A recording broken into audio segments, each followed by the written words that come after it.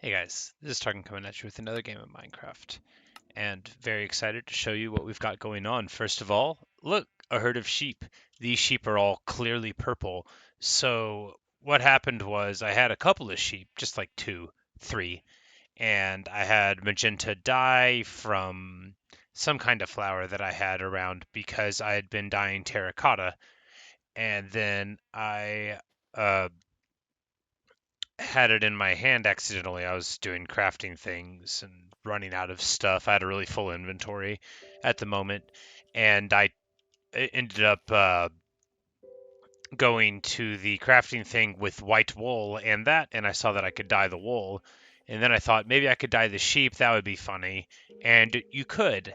And anyway, I'm just going to keep on going to what we're doing here because got plans for the video. But Lamarckism is well and alive in Minecraft. So everybody owes Jean Baptiste.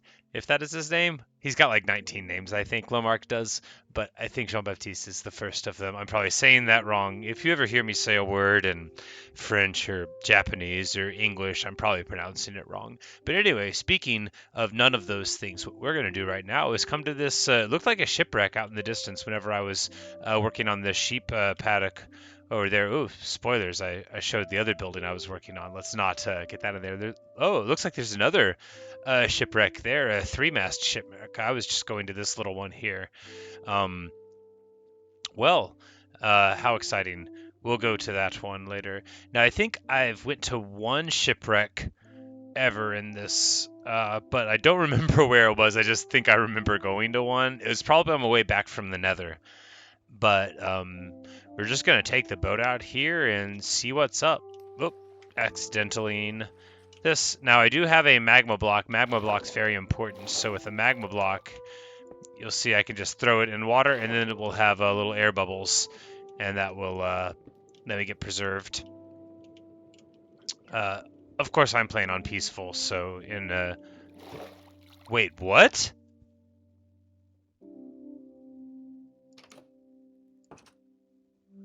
Okay. All right. Apparently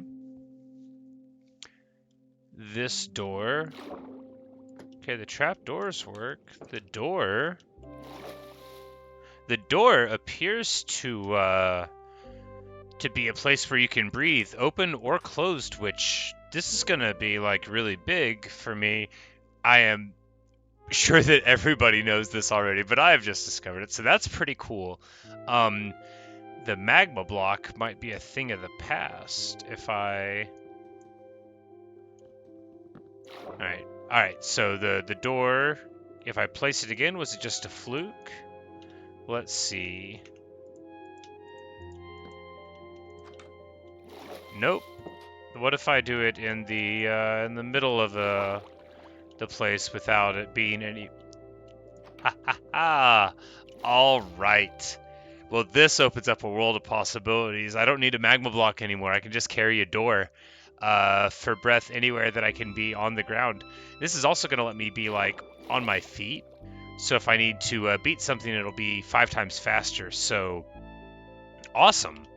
Awesome. Very excited. I'm going to carry this door with me everywhere I go. And here we go. A chest. Leather pants of Unbreaking 3. You know, I should just put this door down so I can look at the chest. Hilarious. Alright. So a lot of rotten flesh. Poisonous potatoes. Suspicious stews. Coals. There's just pants that won't break. That's good. And then 21 rotten flesh. Of course, these rotten flesh, I really don't have a way of getting them right now because I don't have zombies on, but that's 2 suspicious stews. Maybe I can make poison out of that one day. And some coal, but we got some purple leather pants that promise never to break. So bam, there we go. Very stylish.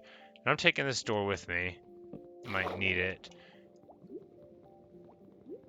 See, it would take much longer, see, even with an axe, but if I just tried to break one of these planks without my door, it takes forever. With the door. Alright, yeah. I'm sure this is very riveting for everybody as I figure out what a door can do. But I'm just going to go around, see if there's another chest. There is. All right, we've got smithing templates, a buried treasure map, a bunch of paper, and another smithing template. That's armor trim, coast armor trim. No idea what that is, but we will figure it out. All right, so this shipwreck has actually been a magnificent learning experience. Go up here to this deck, just sort of take it in. So, it's a boat, you know, not a whole lot going on besides that I learned a whole lot about important Minecraft mechanics. So I guess, yeah, time to go to the larger boat and see what we can glean from that. You know, it's possible, of course, that if I broke the whole boat apart, I might find something else. But we're going to go with the logic, which is that any of the treasure in the boat would have been in one of those compartments. And pretty exciting. If I've ever been in this direction, I don't remember it. Yeah, this would be on this side of the Spruce Island, which is the opposite side of where I would have come out of the Nether on. But that doesn't mean I wasn't here at some point and forgot it. I came out of the Nether several times. There's a nice little island there with a tree on it. Very cool. And here we have a really big ship. And no time like the present to see about.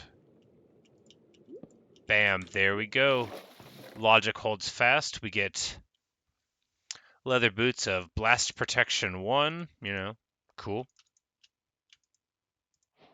And some gunpowder for the first time. Now we can make trinitotoluene and rockets. It looks like a little maybe fireworks, but TNT, very cool. Everybody loves TNT.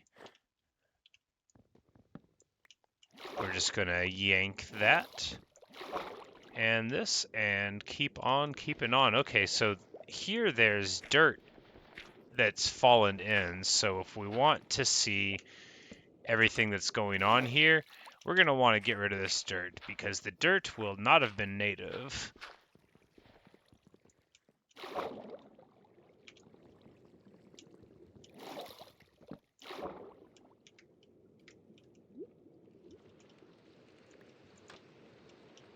Ah, nice, a nice little doorway here. Because the thing is that because we know the dirt would have like settled in later, we can infer that there might be something. There we go. There we go. There's the chest. There's the chest that we used our inferences to find. Very nice. This is just a small example of like what I would call fantastic uh, mechanics in a game, right?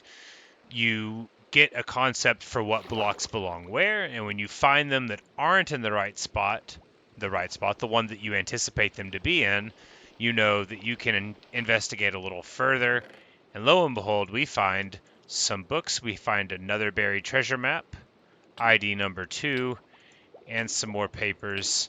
I don't know about treasure, but I can tell you the very very scant bit of knowledge I have about treasure. It's actually treasure. I don't know anything about it in Minecraft, though. So, very exciting. We're just going to wait a second. Do I have any more axes? I'm going to be needing to break this door. Oh, no. I didn't pick up the door. Alright, so first things first, we're going to come back, get a little bit of space in the boat. When you hold crouch while in the boat, oh no, all of my sugarcane. Well, this is a predicament. An unfortunate moment where I have to throw away some of the dirt that I've been holding on to. This is a great example of why it is wise to adventure with plenty of space and not like a little bit. You never know how long it's going to take you.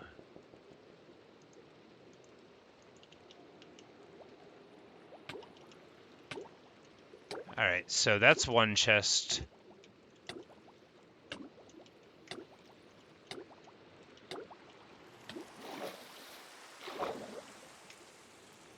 But are we going to expect to find another hidden one? Or is that hidden one the only one that we think we're going to get?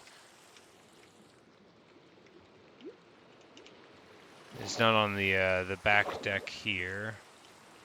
We can clearly see there's a compartment underneath. Is that just the same queue as for us here? No, I'm going to think that there's going to be something else inside right here. And if I drown, that'll be, you know, not funny, but funny.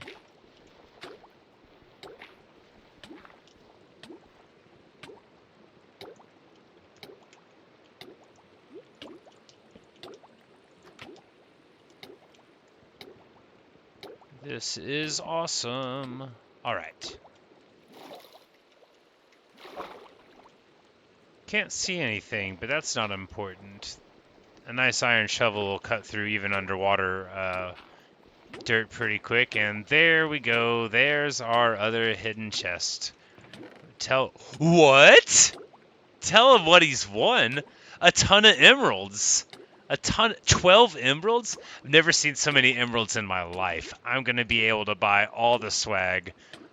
Oh man, very cool. We're probably going to just leave the iron and gold nuggets, a little bit of lapis, because that's just, you know, you can get that anywhere. Am I going to die when I'm thinking about this? Maybe. All right, so it's likely enough that that'll be all that we got to get. All right, cool. Very, very cool. We're just going to leave that door.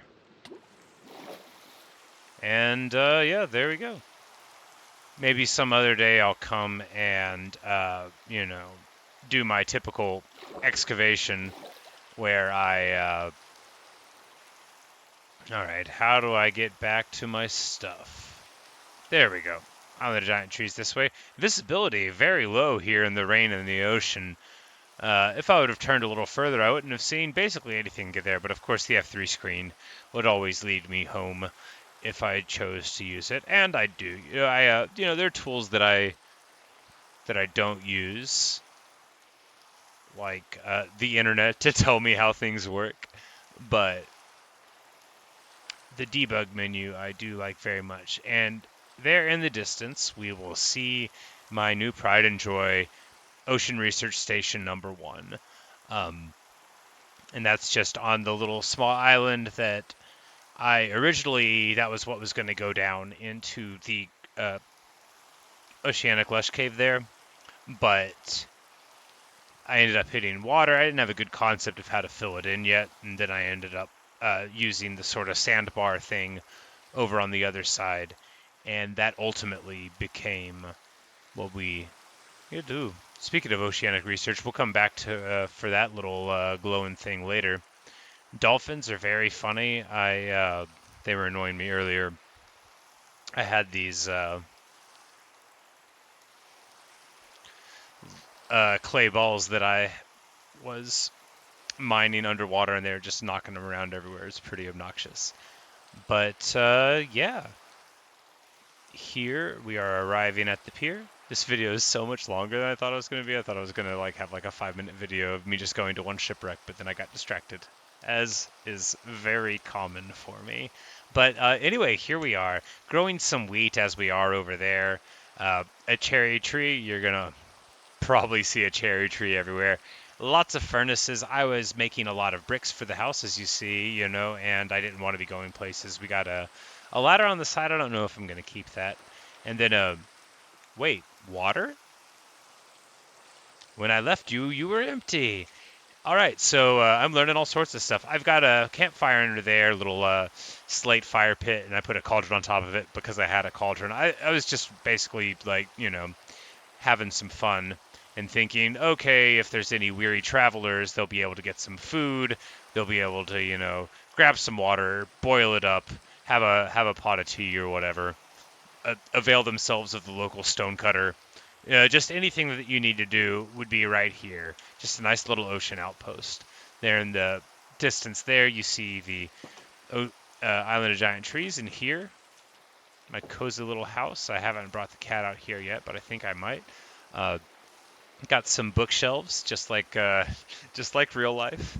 I you know, these two that you see behind me are not the only bookshelves that I have. They are merely the only ones that are available for this camera shot. Uh, and we got a little block of purple wool here, like a fun little beanbag chair, only not a beanbag at all. And you can sit down, read a book as the rain falls, just gazing out at your cherry trees or out at the ocean. And I really like the aesthetic of this brick, the just brick block, and it's funny that it took me a while to get it, but on the same hand, it sort of makes sense as I sort of stay focused on one task for a little while by nature, or get very distracted. That's a lot of fun for me and others, especially if you're wondering when I'm going to wrap this up. But